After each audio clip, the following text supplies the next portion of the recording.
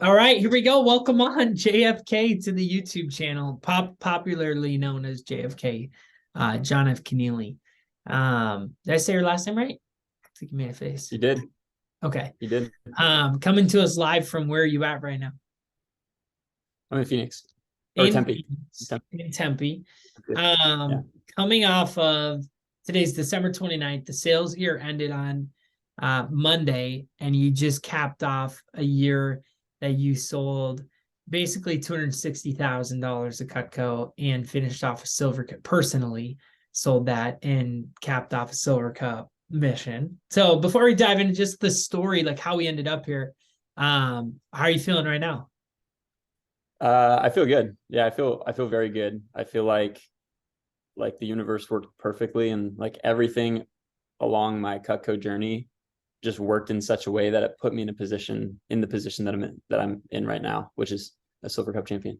Dude, and I've known JFK for a few years. I've seen the whole story develop from running his own office to then switching to be a CSP, a Cutco sales professional, and now Silver Cub, beating out this YouTube channel's favorite rep, Jared Erickson, who's been featured on here a bunch.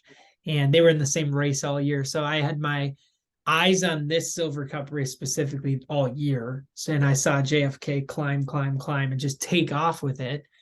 In the last few months, how much Cutco did you sell, JFK? For the campaign, so for the fall, I sold 137, but I did 98 in the last 2 months. So just November and December, I did 98 grand. $98,000 in the last 2 months. So, and by the way, JFK makes 50% commission as any CSP does. So pretty awesome. Um, okay, why I thought this would be a cool video though. I want to take it back to when you first started JFK. And I think there's a lot of relatable points to your journey to where you are right now. In your fast start, how long ago was your fast start? How much did you sell? Like, how did this job start for you? Yeah, so it started from Snapchat. One of my friends from high school was doing it, and I saw he was making a decent bit of money. So I knew I needed a job for the summer, and I basically was just like swiped up on his story and was like, "Hey, can you hook me up with an interview with the manager?" And so I interviewed virtually. Actually, I was in Pennsylvania for college. I interviewed virtually with Andrew Nickerson, who's my original manager, and then I started training the third or fourth week of May back in 2018. Third or fourth week of May 2019. How much did you sell? 2018. Or 2018. 2018. Yeah. How much did you sell in your first 10 days? Yeah. So my first 10 days, I sold like 2 grand, maybe. 2 grand about, and then how much did you end up selling that summer? About eight, just over 8,000 for the summer. 8,000. Yeah. What after $2,000 fast start, like, and then what kept you around for like, hey, this is my summer job. I'm gonna rock this out, finished around $8,000 that summer. Yeah. So I sold $8,000 for the summer because I really didn't work a whole lot. I don't think I had a week where I did more than 5 demos or more than 6 demos in a single week. And so I just didn't work a lot. I was doing a lot of golfing, which was a ton of fun. But anyway, um, after the 8 grand summer, Andrew Nickerson invited me to Leadership Academy just because he saw like what was in me versus like what I actually sold for the summer.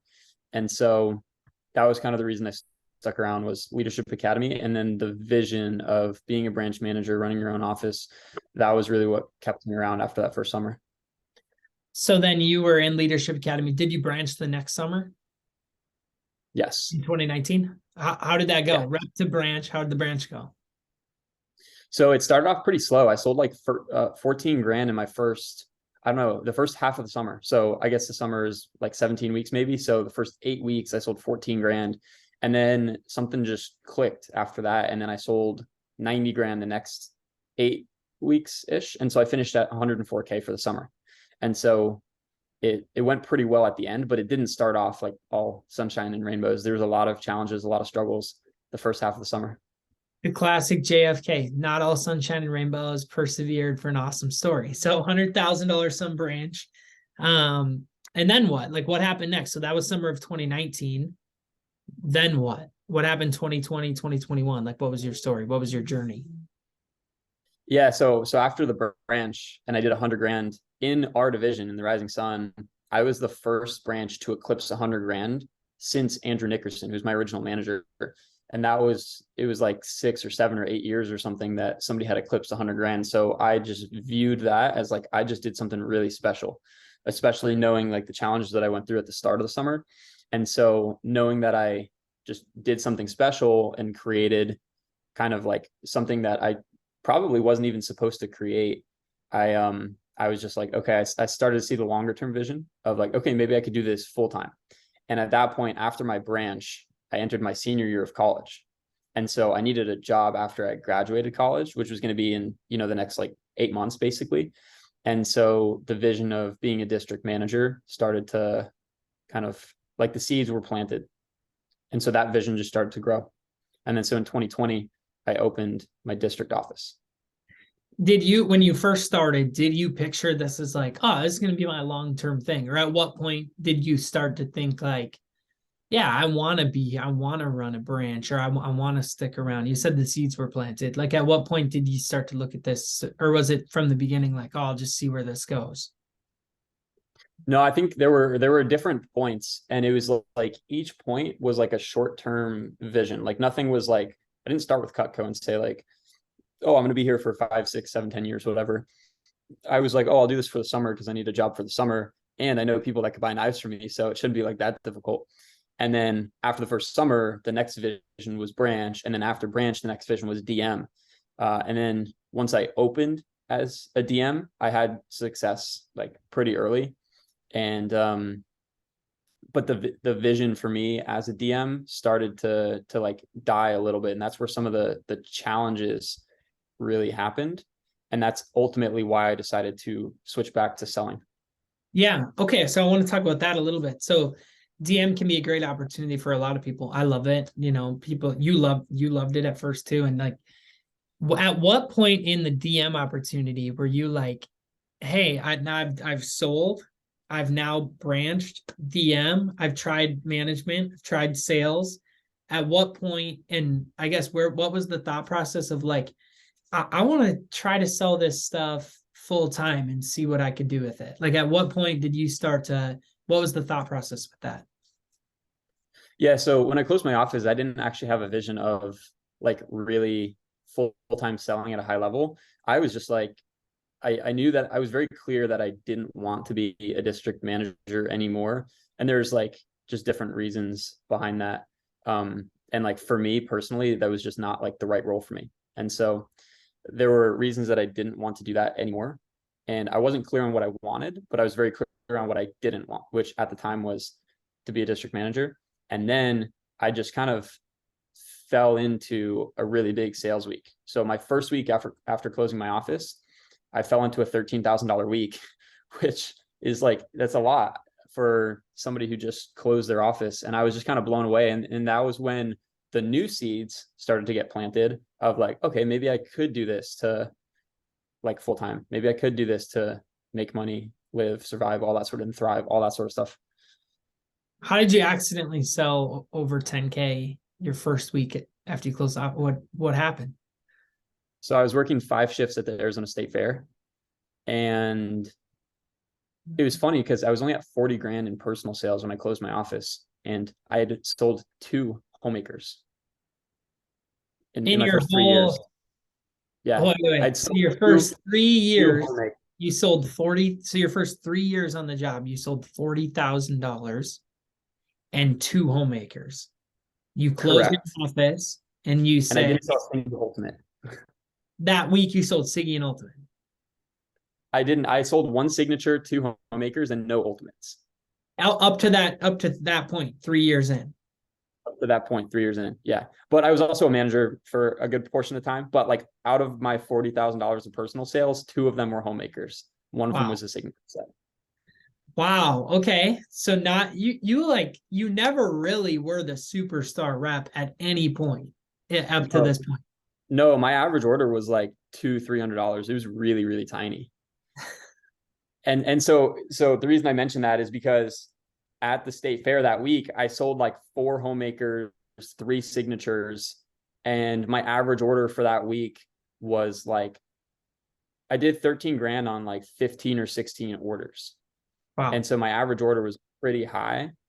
And I was kind of surprised at where that came from. But ultimately where that came from was just I was just so clear on what I didn't want, and I was just so open to receive like whatever was going to come my way, which in that case was like a big sales week. Like I didn't intentionally go into that week and say I'm going to create $13,000 this week, but I was just like so open and ready to receive whatever the universe could give to me, and that just kind of happened. Like that's what the universe provided for me in that week. Such a great position of choice story of you just kept your options open, like, oh, I'll just go ahead and I'll just go work 5 shifts at the Arizona State Fair and see what happens. You sell over $10,000, which led you to, you finished the year at how much personally did you sell from that point on? Was it around $40,000, right? 50? Yeah, it was like 55. The next week after the state fair, I did 9. And so after I did, that was when the real vision started. So basically, after I sold 13 grand, Zach Duran, who's a CSP in our division, said, "Hey, let me introduce you to Brandon Brown." And then the next week, I sold $9,000. And then after that week, Brandon Brown texted me and was like, "Hey, Zach gave me your info. I wanted to reach out about mentoring next year." Oh, And so then I had a call with Brandon, and then we like solidified things for me coaching with him next year, which was 2022. And from that point on, it was just like it was off to the races. dude. And I mean, fast forward. So you kind of just like kept options open. You fell into this. All of a sudden, you started having success. This year, 2022, you're how old are you right now? JFK? 24. 24. How much Cutco did you sell? I said it at the beginning, but how much did you sell? This year was 260, just under 260. It was 259. And in the last 14 months since I closed my office was about 320, a It little bit was less than there a 320. was there a world 14 months ago? Was there a world where you saw any of this happening? Like, it was any of this a surprise to you? Um, I would, yeah, a little bit. Like the initial success of like the 13K week, the 9K week, and then selling almost 60 for the rest of the fall, like 55-ish for the rest of the fall. That was like a surprise to me. And then from there, it was kind of like I expected a lot more from myself, sort of thing. And then so it hasn't been as surprised. Like finishing up the campaign at 137 and doing 98 in the last 2 months, like that wasn't really surprising to me. But initially, the first wave of success was surprising. Dude, so if you were like, if just to end the video, really, Silver Cup champ, if you were speaking to somebody who just finished a $2,000 fast start and watch somebody else in their training class sell $10,000 or something like that, what would you say to that $2,000 fast starter about the opportunity that they have in front of them? Yeah, there's a lot of opportunity in front of you. Just know that, number one. Number two, like Cutco and Vector, this is not a job. This is an opportunity. And the opportunity is going to be whatever you choose to make of it. And so, like, how are you choosing to respond to selling 2 grand in your fast start? Like, if it's something that you really want, are you deterring, like, is 2 grand in your fast start deterring you from like moving forward? Like, is that challenge potentially too big from you or for you?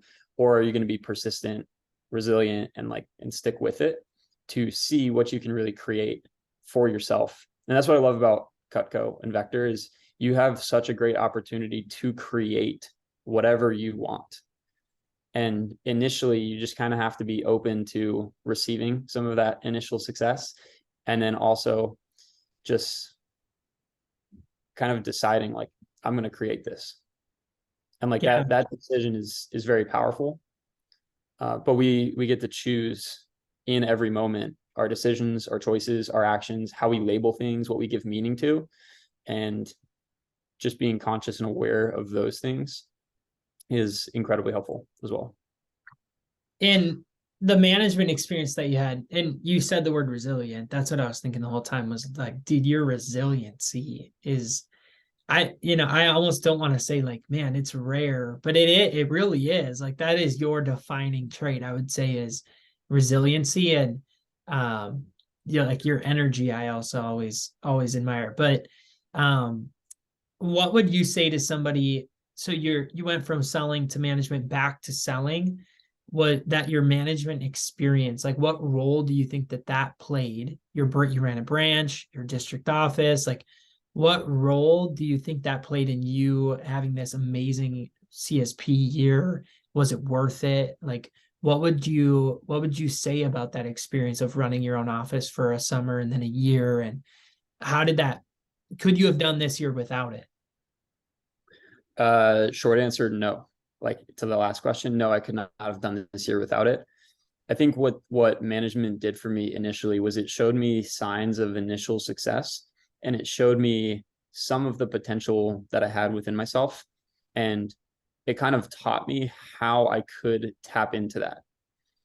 And then when I went through some challenges and struggles as a manager, and ultimately after like months of challenges is when I decided like this is not for me right now.